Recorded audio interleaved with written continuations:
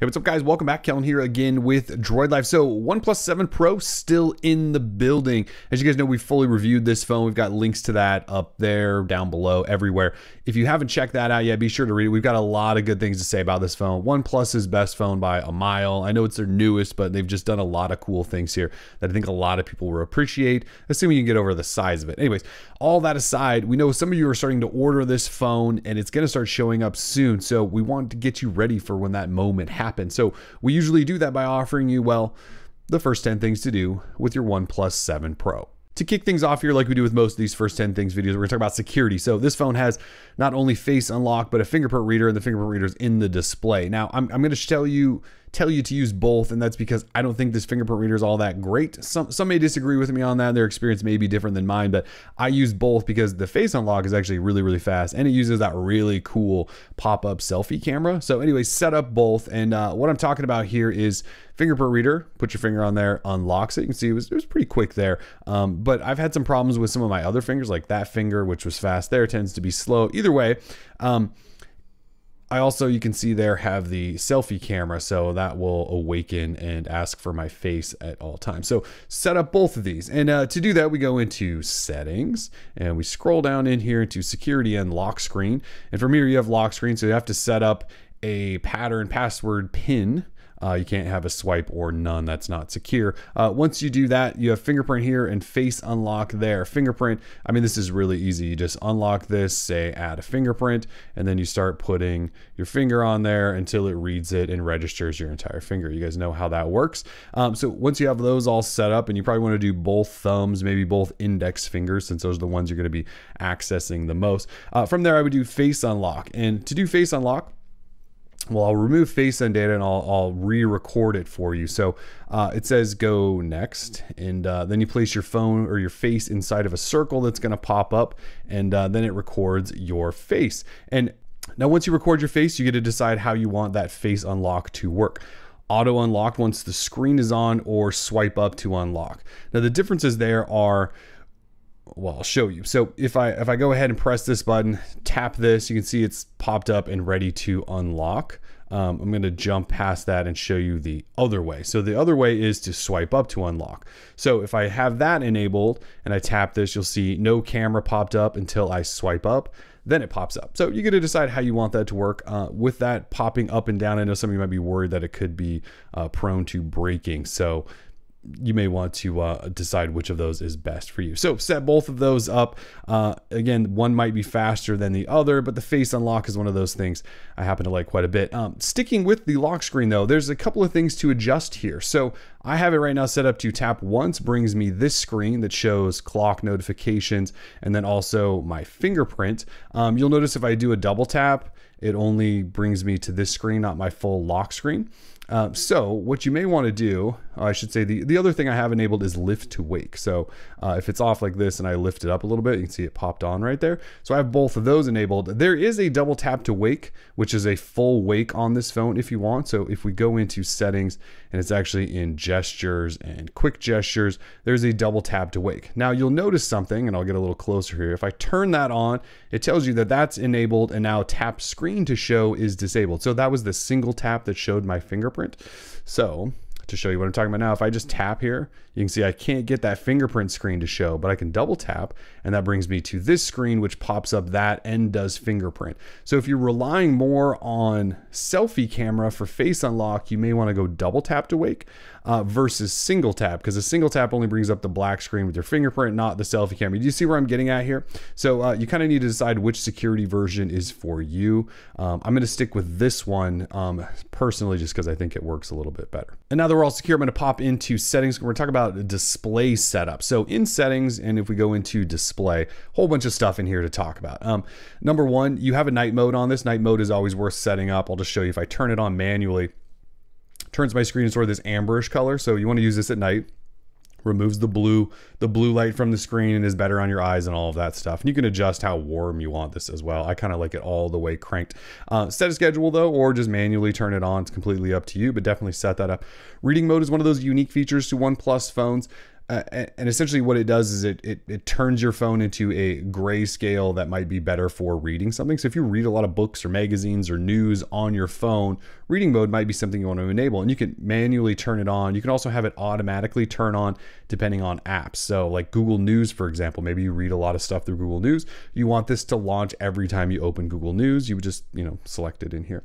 Kind of a cool little feature they do add. If we keep scrolling here, screen calibration, this is where you decide on the color profile. So out of the box, it'll probably be on vivid. You can switch to natural, which is slightly more muted colors, or you can even go advanced, which gives you some more controls where you can choose between NTSC, sRGB, or display P3 profiles. Basically what you should do is tap on every single option in here and just see which you like. And as you change, you'll notice this up here changes between those profiles. I've been using display P3. Then you can also adjust the warmness or coolness of the display. I tend to like a little bit cooler, so I'm going to leave it on that side. But pick one that looks good to your eye. There's no right or wrong here. Just pick something you think looks great. From there though, this is probably one of the most important, and this is the refresh rate. So this phone, unlike almost any other phone, has a 90 Hertz display refresh rate. So that means things in general should just look smoother. And it says that maximum smoothness at higher refresh rate. 60 Hertz is also on here. That's what most phones are today.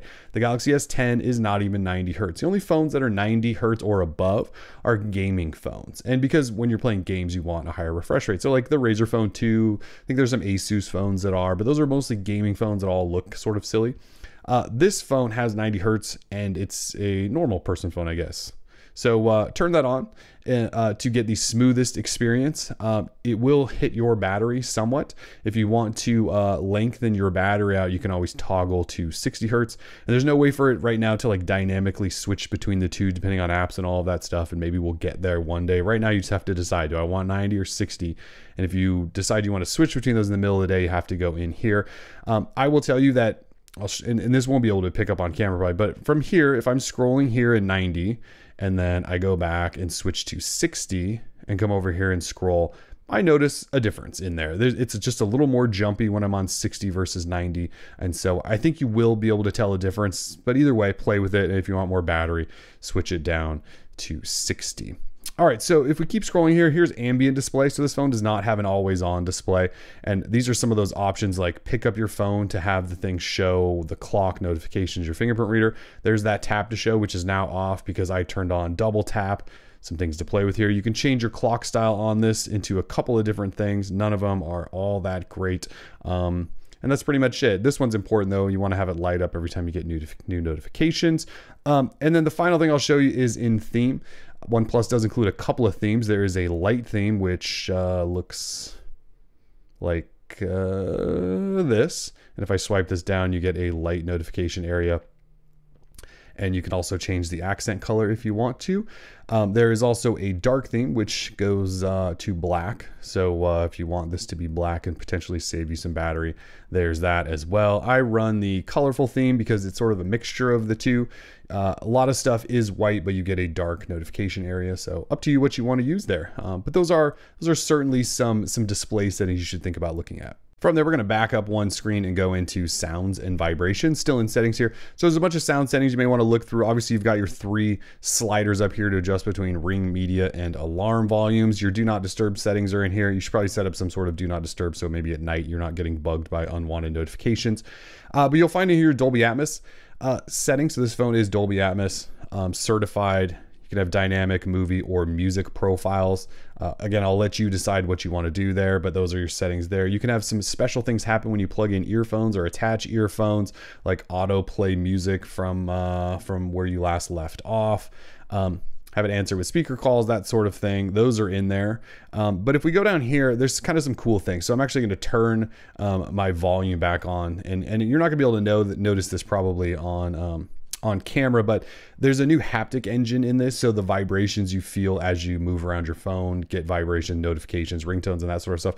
And what OnePlus has done is in this incoming call vibration pattern, if you set it to dynamic, what it'll do is as your phone rings, it'll match the vibrations to the beat of whatever your ringtone is. Now this is just like one of those little cool things. So again, you can hear that, but it's vibrating in my hand to every single one of those, which is just kind of cool. That's like a cool little feature. So pick a ringtone and then go with dynamic, and maybe just play with those just so you can see how cool that that new vibration is. Another thing in here is vibration intensity. So vibration intensity, you can set your incoming calls to vibrate really strong as those come in, so hopefully you don't miss those. And then maybe your notifications, you don't want to be bugged quite so much or vibrate your entire desk, so you could change those to light. So just something to change in there. Now back another screen and down one more, buttons and gestures. I know we were already in here, but there's more to talk about. So the first thing is your alert slider. So this phone, like most OnePlus phones, does indeed have an alert slider. So if you slide that thing all the way up, it goes into vibrate mode. I'm sorry, if you slide all the way up, it goes into silent mode. You slide it into the middle, it goes into vibrate mode, and then all the way down is ring, so you actually get sounds. There are some settings here to tweak for each one. So silent, you can make sure that alarms still ring through and also have it mute your media volume at the same time. In vibration, not a lot here other than having your alarms ring through. And then in ring mode, not much other than vibrating for calls. But just know that there are a couple settings there, and that alert slider is that guy right there, in case you're wondering what that was. I'm going to skip that one, but we're going to go into quickly turning on camera. So definitely leave that toggled on. And what that's talking about is double tapping your power button launches you into the camera. That's going to be mostly your quickest way to get into the camera. I would go ahead and leave that on. This quick activate of Google Assistant or an assistant app is kind of a neat little trick. If you turn that on and you long press on your power button for a second, it actually launches Google Assistant, which is kind of cool. And then if you want to turn your phone off and you have that enabled, you really do have to just keep pressing and pressing, and then it'll finally go through. So it takes like 5 seconds maybe to get there. Up to you if you want that. You may want to turn that on as we go into nav bar and gestures. So in nav bar and gestures, you get to decide what kind of navigation setup you want on this phone. Out of the box, I believe it comes as this with back, home, and recent or app switcher.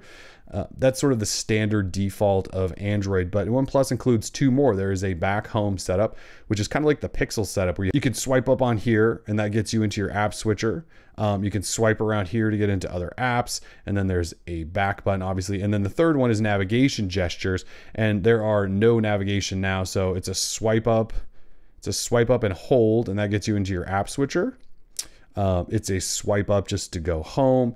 It's a swipe up and hold to get back into other apps. Swipe up and go this way in case you want to quickly toggle between apps. And then if you want to go back, you have a gesture on the right and left side of home that'll let you go back. So I can just swipe over and those go back. So that's navigation. You need to decide what you want to use.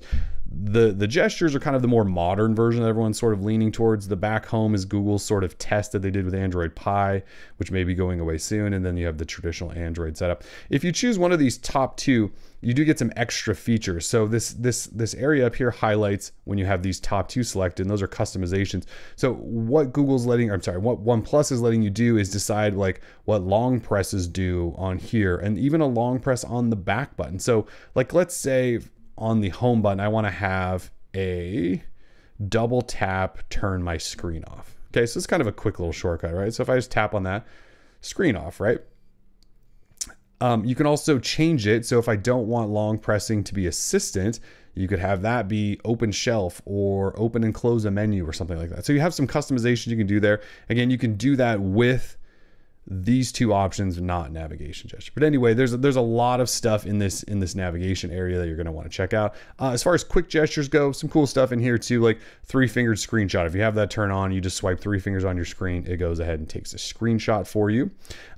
You can have answer calls, so that as a call comes in, you just pick up your phone and put it to your ear. It'll answer it for you. There's that double tap to wake in case you decide which way you want to go there on your lock screen. And then you can do other things like gestures from your lock screen when the screen is off, like draw a V to open Assistant, or Gmail, or an O to do the camera. So I'll just show you how that works. So if your screen is off like this and I draw an O, that will launch my camera. So kind of a cool little thing, but just some stuff to play with in there to get your gestures all set up. All right, now let's take it back home and talk a little bit about just home screen customization, getting some of this stuff set up. So your home screen, this is all pretty simple stuff. OnePlus's launcher is super simple. It's kind of like a Google take on a launcher, but maybe even more simple. So swipe up gets you into your app drawer.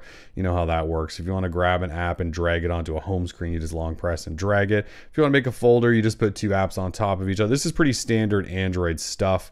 I'm not sure you need me to show you much more about that. If you wanted to get us some extra info about an app, you can always just long press on it and then release. And OnePlus builds in shortcuts to remove, uninstall, edit, which just kind of lets you change the icon or the name of it. Or you can tap on app info and that'll let you, force stop it, uninstall it, obviously, turn off notifications for it, see how much storage it's using, that sort of thing. Depending on the app, you may see some of these shortcuts up here. Those are just app shortcuts that they built into apps. And that's a developer thing. That's not a OnePlus thing. If we swipe over this way, there's a thing called the shelf. Now, this is something specific to what OnePlus is doing. And it's kind of like a quick toolbox, if you will. Like there's an easy way to write memos right here, right? There's also some tools here like quickly get to your calculator or launch into a selfie or set a timer. There's a parking location thing where you take a picture of your car or mark the location. And if you want, you can add more to this. So you can tap this settings button up here and there's a more section. You could have your dashboard that shows you phone usage or your recent contacts or recent apps you've used. You can add all of those to it. You can also go in and add just about any widget that your phone has over into this shelf. So let's say you want a weather widget on your home screen, but maybe not on the single home screen. You want it buried a little bit over in the shelf. You can do that. And that's the shelf. You can also turn the shelf off if you want. So if we go back home here, and let me get rid of this because it's bugging me. Long press here to get into some settings. This is where you change your wallpapers. This is where you find your widgets to put on your home screens. And then in home settings, a couple things in here to note. Number one, definitely leave that swipe down on. So if you have swipe down, that means I can swipe down anywhere and that brings my notification shade down. I don't have to reach all the way up here on this 6.67 inch screen. I can just swipe right here. Definitely, again, leave that on. Double tap to lock is kind of cool. I think that's off out of the box, but if you have that on, use double tap, it actually will lock your phone. So consider turning that on as well. Couple other things though. So the shelf is right here. If you don't want that shelf, you can just turn it off right there. You can change icon packs. There's a couple of different OnePlus icon options, and there's also a more option in case you have third-party icon packs that you want to install from, say, like Google Play or something like that. And finally, you have home screen layout where you can adjust the number of columns on your home screen and also the icon size. So just some quick stuff to get you customizing there. Now, if we swipe into the notification area, just some things to note here. Number one, this is just kind of an Android tip in general, but swiping down on notification often expands those. And if it does, it might give you some extra controls. Like if I take a screenshot, I can share or delete it from this. And those options are hidden initially. Anyway, so up top here, I have 6 icons showing. These are things I think you should customize. So if I do a double swipe down to get into the full notification quick settings area, there is a pencil button here that lets you edit this. So the 1, 2, 3, 4, 5, 6, the first 6, you want to make sure they're the ones you access the most. So you can long press on these and drag these into any sort of order. There's additional ones down here that may not show up that you may want to add to it. And then there's additional pages too, depending on how many you have. But again, those first 6 are really important because again, when you swipe this down once, those first 6 show up. So those are the things you use the most, like turning on airplane mode or maybe accessing your flashlight or turning Wi-Fi off and on. So make sure you get those properly set up. Let's now dive back into settings. So we're actually going to scroll down into this section called utilities. So OnePlus builds in some utilities that are sort of unique features that maybe not everyone will use, but you might find useful depending on your style of using your phone. So like you'll find a gaming mode in here. I'm not a big gamer, but if you're a big gamer, this is stuff you should set up. So when you're playing games, you can have your phone like only answer calls via speaker. So you can still continue to play your game while you're answering calls. You can tell it to block notifications as well. This is an important one, disabling auto brightness. So if you don't have this turned on, you're playing a game, there's a good chance auto brightness may dim or brighten your game as you're playing it. You may not want that, so I would put that on. There's also a gaming display enhancer where they try to just adjust some of the lighting situations as you're playing to hopefully help you see better and have a better visual experience. Initially, it will try to load up all the games you have on your phone so that these rules apply out of the gate. So you can remove them if you don't want those rules to apply. If you don't see some games in here, like all these kitty games I have, you can go down here and tap add apps to gaming mode. You can specifically add individual apps. If you go in here, there's this weird quick launch thing, and it's like if you put your thumb or your finger on your fingerprint reader and then you continue holding it there, as it unlocks and goes through to your home screen, it'll let you quickly launch apps. It makes no sense to me, but I'll show you how it works. So if I go in here and I just keep holding, and now if I keep holding and I swipe around, I have shortcuts to like adding new events and doing some other stuff. It's kind of a weird thing, and I've never found it to be useful, but you may. So that's what that is. And you can customize the shortcuts and things like that too. It doesn't have to be those random ones. There's an app locker in here where you can put apps behind your password or your fingerprint if you want. So just as an example, I have Adobe Sign. So all that means is if I try to open Adobe Sign, it now asks me for my pattern or my password, and then I can do that and it'll get me into Adobe Sign. So just a little security thing there in case you want like your messaging app or Facebook or something behind there. I will show you scheduled power on and off. You're one of those people that likes to have your phone do a power cycle every night, maybe to clear up memory and all of that stuff. You can actually do that on a OnePlus phone, which is kind of cool. Backing up one more screen though, we will go to the next one, which is actually digital well-being. So digital well-being, this is Google's suite of software that OnePlus is now including. Digital well-being, for those not familiar, is Google's attempt at trying to get you to disconnect from your phone a little bit more. So you can see it tracks all of your usage of apps. You can set timers so that apps will just stop letting you use them after a certain amount of time.